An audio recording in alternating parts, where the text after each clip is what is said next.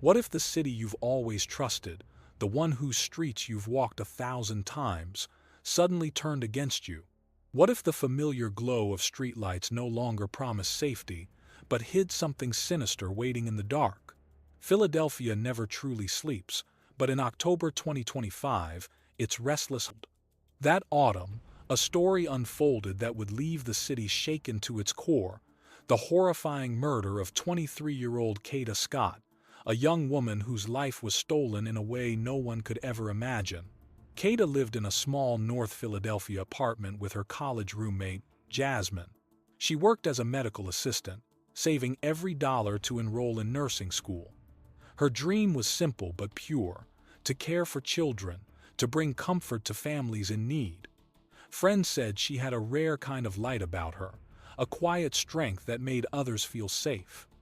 Her mother, Elaine, often called her the heart of the family.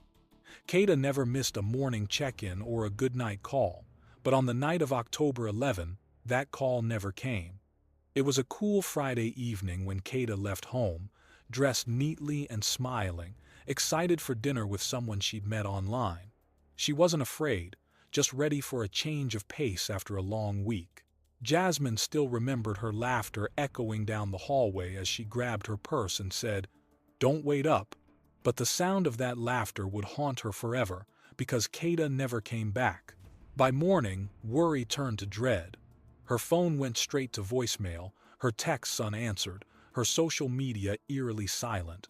Elaine reported her missing, and police began their search. In the search for Kata Scott today, earlier we learned police made an arrest in the case. I'm Fred Shropshire. And I'm Jacqueline London. Investigators have been looking for Kata Scott since October 4th, and that search continues. We did not find Miss Scott. We found some articles that are interesting, again, of evidentiary value, but Miss Scott was not there. Again, we're asking the public's help. All right, this is still a missing persons case. Like the Deputy Commissioner mentioned earlier today, the homicide unit's involved because of our resources and our experience. We're still asking the public's help if they know where Miss Scott is or they saw Miss Scott to give us a call.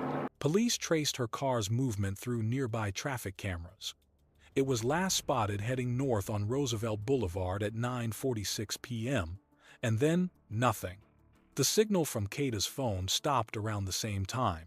For the next 3 days, her family and friends searched tirelessly, handing out flyers, organizing vigils, and pleading for information on social media. The hashtag number Find Kata Scott began trending across the region.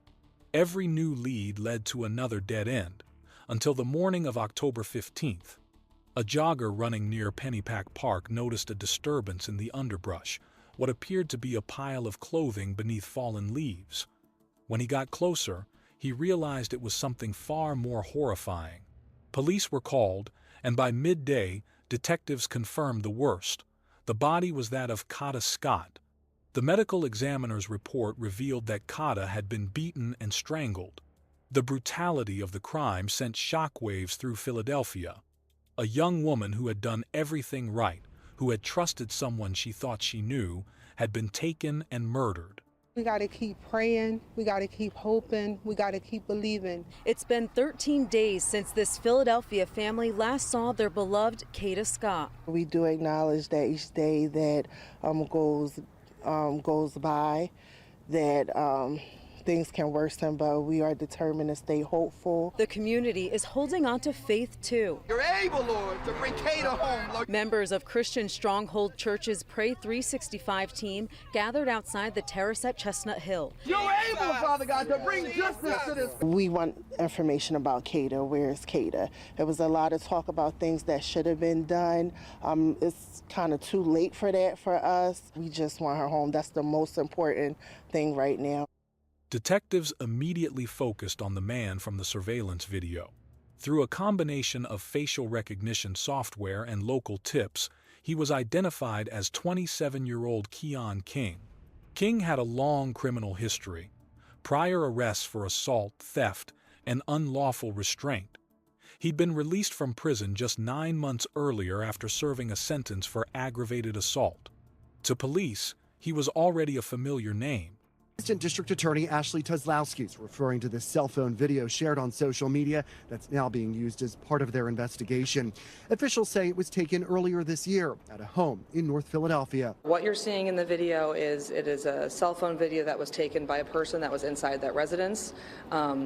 Keon King is, you can see his face, it's him on the video. He hops a fence and tries to gain entry into that property. He comes back twice, trying to gain entry into that property through a window. Kozlowski says at some point after the video ends, the woman and another person in the home stepped outside, and that's when it's alleged King kidnapped her while his 2-year-old child was in the back seat. Police eventually tracked King to a relative's home in Germantown after an intensive manhunt that lasted several days.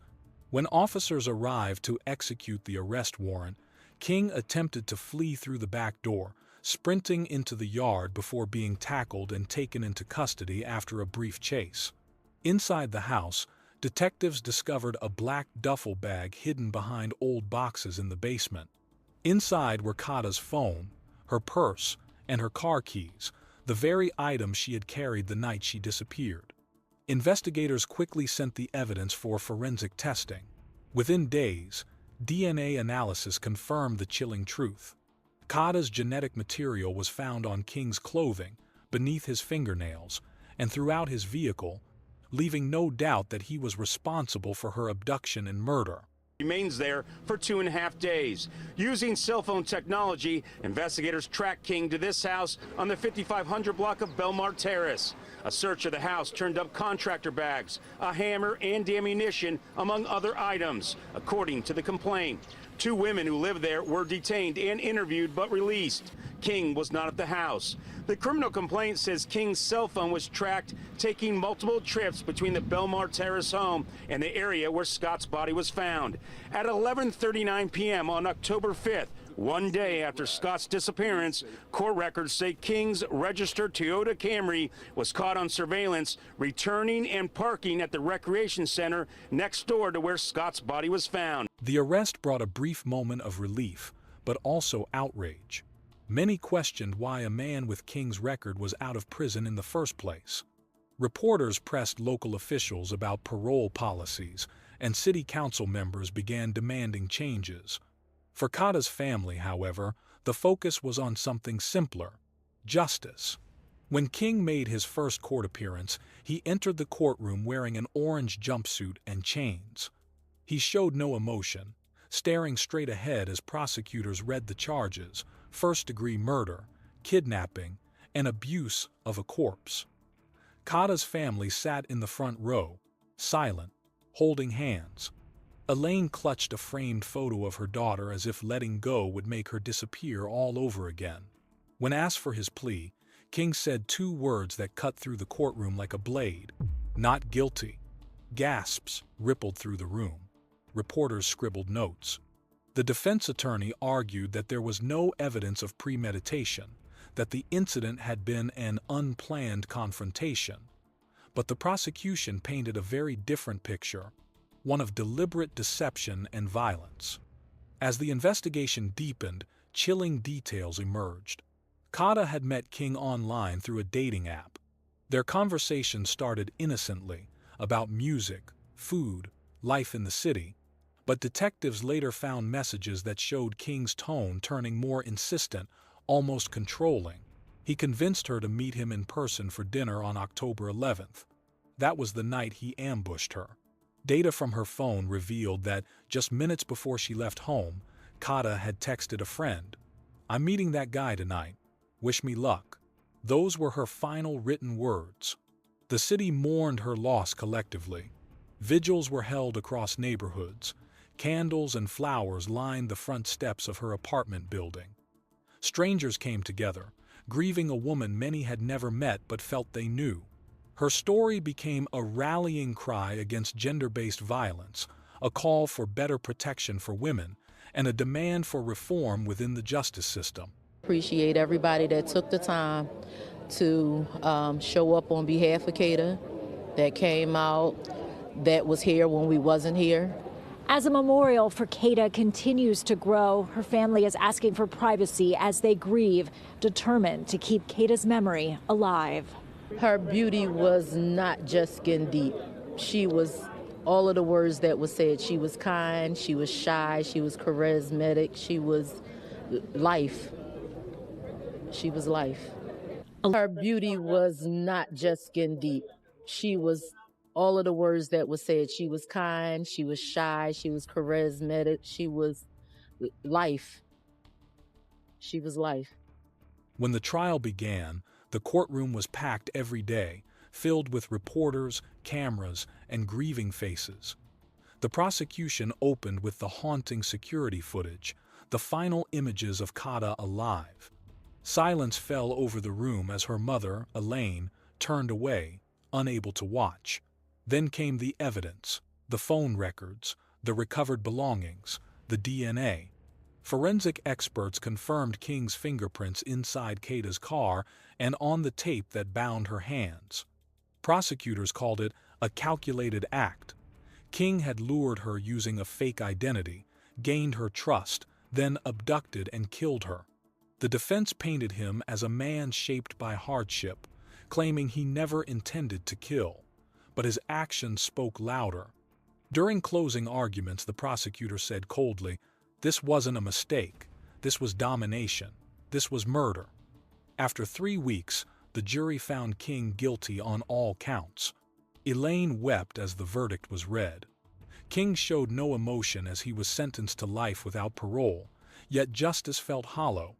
The city mourned, and out of grief came change. Kata's law was proposed to strengthen background checks and penalties for violent offenders. Her family created the Kata Scott Foundation, offering scholarships for young women pursuing medicine. Each October, hundreds gather for a memorial walk in Pennypack Park, releasing lanterns into the sky. A mural on Broad Street shows her surrounded by sunflowers, the words above her reading, "She deserved tomorrow." Her story became more than tragedy. It became a promise that her light would outshine the darkness that took her.